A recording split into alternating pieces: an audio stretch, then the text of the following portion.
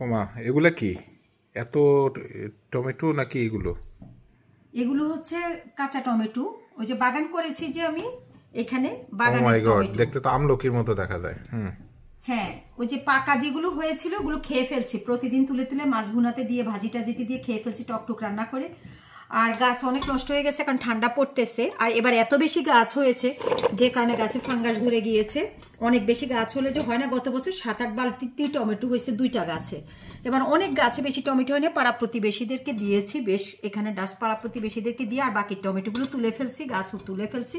এখন এগুলোকে প্রসেস করতেছি, ফ্রিজে ঢুকাবো, এই কারণে এগুলো প্রসেস করতেছি। মানে আপনি তো জানার কথা। আর সেই দিন দেখলেন না, ওই যে আলু তুলেছি, আমাদের প্রায় 1 মণ আলু উঠেছে। আলুগুলো তো ভিডিও করছিলাম, 1 মণের মতো আলু উঠাইছি। আর এবার আলুগুলো দেখছেন কি টেস্ট, কি টেস্ট, অনেক টেস্ট মাশাআল্লাহ। টমেটোগুলো টেস্ট হবে হ্যাঁ ইনশাআল্লাহ। এগুলো এখন প্রসেস করে ফ্রিজিং করবো আর কি। ওকে।